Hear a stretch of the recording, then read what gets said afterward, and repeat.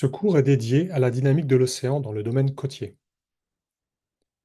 Durant ce cours, nous analyserons les processus dynamiques spécifiques à cette région, en particulier l'influence du vent et les courants et ondes gravitaires comme la marée. Nous discuterons aussi de certaines sous-régions particulières du domaine côtier, à savoir les estuaires et le domaine littoral. Pour commencer le cours et en guise d'introduction, nous allons parler de ce qui définit la zone côtière. La région côtière correspond au domaine de l'océan qui est proche des côtes. Mais nous pouvons nous demander où cela s'arrête et où commence l'océan du large. Nous allons voir qu'il y a différentes approches et définitions possibles. Une analyse géologique montre une grande différence entre la croûte terrestre océanique de nature basaltique et la croûte terrestre continentale de nature granitique ou sédimentaire, qui est plus épaisse et a une densité plus faible. De ce fait, la croûte continentale a tendance à flotter et se situer au-dessus de la croûte océanique, où on trouve les profondeurs abyssales de plusieurs milliers de mètres. La zone côtière est difficile à définir d'un point de vue de la nature des roches qui composent le fond, car l'océan pénètre souvent sur la croûte océanique.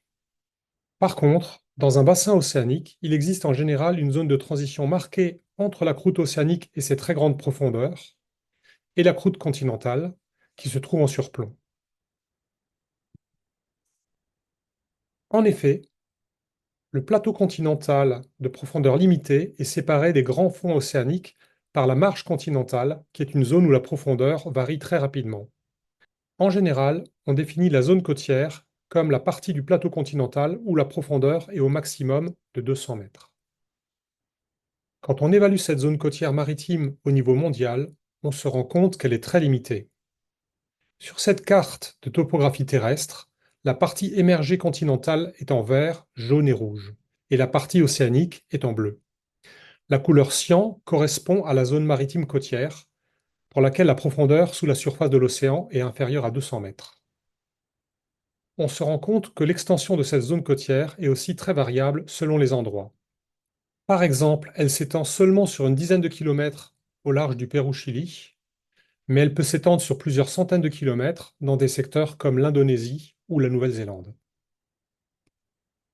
En Afrique, la zone côtière est très limitée, sauf en certains endroits comme la côte sénégalaise, ou l'Afrique du Sud, ou encore les côtes namibiennes.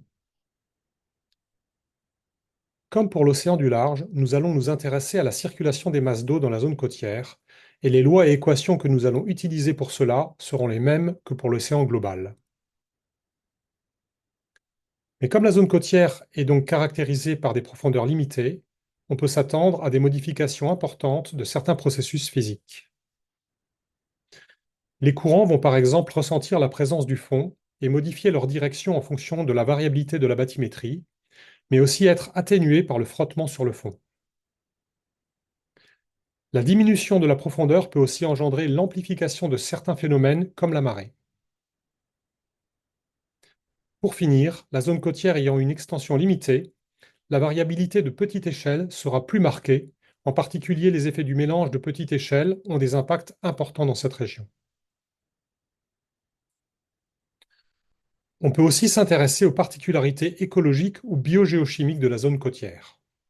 Étant proche du continent, la zone côtière a aussi la particularité de recevoir des eaux douces, souvent riches en sédiments et éléments nutritifs. La zone côtière est ainsi en général marquée par une productivité très forte de la chaîne planctonique primaire.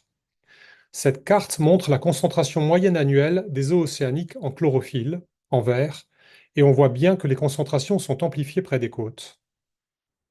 Cette richesse écologique est telle que 75% des poissons de mer passent une partie de leur vie en zone côtière. D'un point de vue écologique, la zone côtière est ainsi un réacteur biologique, et une grande partie de la population mondiale habite proche de cette région. Au cours du siècle dernier, du fait d'une agriculture intensive, on estime que les apports en éléments nutritifs ont été multipliés par 3 à 10, ce qui peut avoir des conséquences sur l'équilibre écologique de cette zone, comme nous le verrons. En conclusion, la zone côtière est caractérisée par des faibles profondeurs et la présence des côtes, ce qui contraint la dynamique. Nous verrons que les courants engendrés par le vent ou la marée sont en général plus intenses en zone côtière que dans l'océan du large. Il existe des endroits particuliers en zone côtière, avec une dynamique très spécifique, en particulier les estuaires, très sensibles aux flux atmosphériques et marqués par des courants de gravité liés aux fleuves. Une autre zone particulière de la zone côtière est la frange littorale, qui est très proche des côtes et de très petits fonds, avec des profondeurs inférieures à une dizaine de mètres. Cette zone est très influencée par les vagues et leur déferlement peut engendrer des courants très intenses.